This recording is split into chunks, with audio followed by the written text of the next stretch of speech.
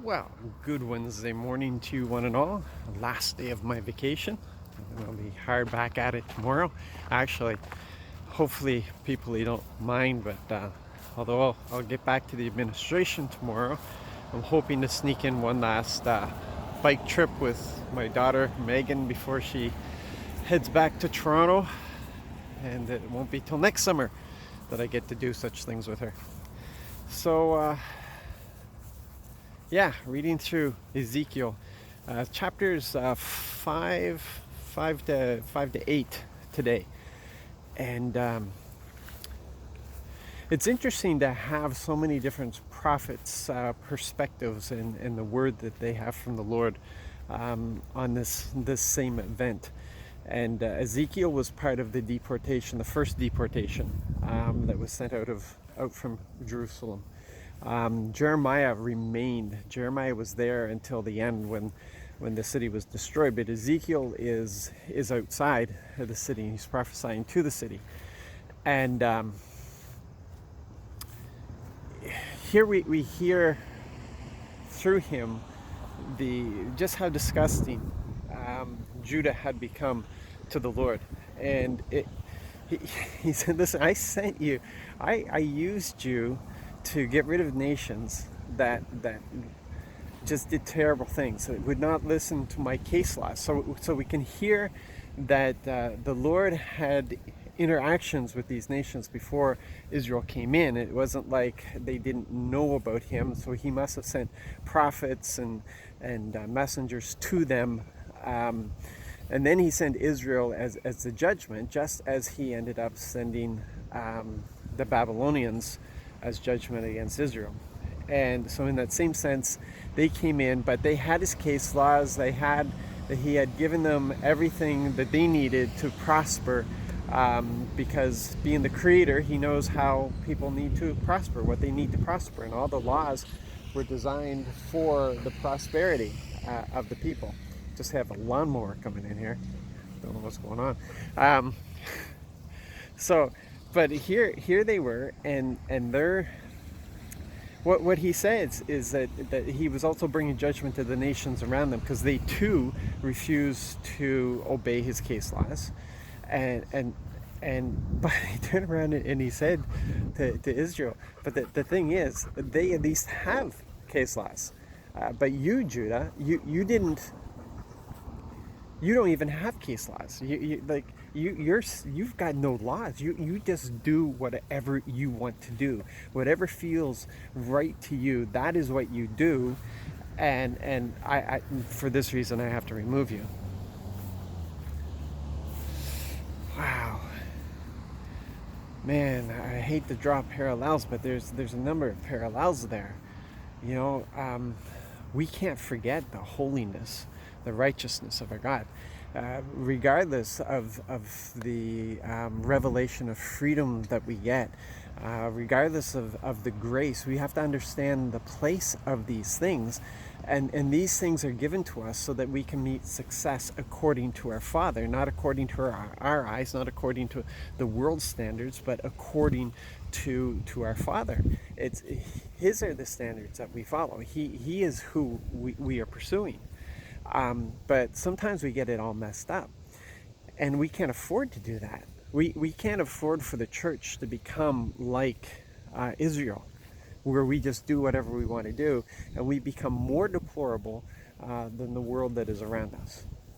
And in many cases, I think many cases we can cite where this is going on, and it is a huge struggle. My wife and I have these discussions all the time. This place of unfathomable grace, but freedom is always checked by love.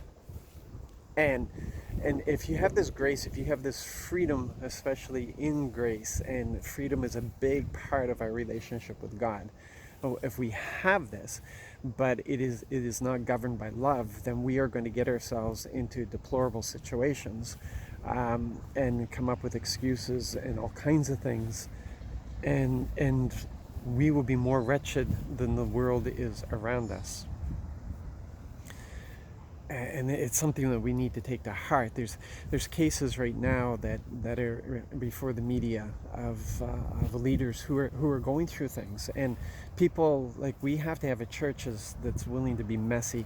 We can't have what we've seen in the past of a church that is so bleached. It's got to be a messy place where things get worked out, where restoration happens, where restoration is a messy business, where people can safely come in and say, I'm struggling with this, and they can be honest about it and not feel that they have to hide it because they're going to be rejected because of it. This is a huge thing that we have to struggle with. We have to struggle over this because the balance of it sometimes is very difficult. We look at Jesus. We look at how he treated people who are facing those things. And he's our example. So it's not always black and white that way, but at the same time, we cannot excuse ongoing sin. We can't excuse it. We can't turn around and say, it's an okay thing. It's not an okay thing. We can say it's ugly. We can say it's deplorable, and let's deal with it. When a person has cancer, the doctors don't just the doctors do everything they can to restore that person back to proper health. They get rid of the cancer, and that's what we do in cooperation with people. We can't do anything with people who don't recognize their actions, who don't turn around and say, listen, I messed up, guys, I need help. People who just stand in pride in their condition, in their sin, in their rebellion. What can we do? There's nothing we can do, but a person who comes in and says, guys, I have this to confess. We don't reject that person. We embrace that person. We say, listen, you know what? We have a physician who deals with that. We have a physician who can deal with that. Let's stand together. Let's be together in this, and no matter how long it takes, we will get through this. It's a commitment of love to each other. Love is a high standard, and love can't be an excuse to sin. In fact, love is what keeps us from sin. Love is what keeps us from sin. That's a mouthful. That's a lot that's just coming out of there from Ezekiel. But it is something that I struggle myself to be able to find a balance that pleases Dad.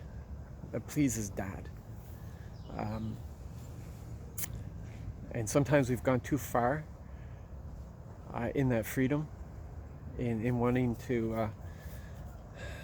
people to understand how much grace and how much love that there is. We haven't dealt with things that we should deal with, but at the same time, we have really gone overboard the other way with law and kicking people out and all kinds of stuff. So remember what Peter said. How many times do I forgive a brother? 7 times. And Jesus said, try again, Peter. 70 times 7, the infinite number. As long as a person is seeking repentance, as long as a person is seeking forgiveness, then we forgive. It's when a person stands in their sin that's the problem. So I'm just going to leave it on that because I could go on for a while yet. And you guys be blessed, be encouraged. There are some things that we have to wrestle over, and this is one of them. And but we just keep going forward, right? We're trusting our Dad for all things today, for provision, for grace, for love, for strength, for mercy, for encouragement, for hope. He's our everything. So God bless.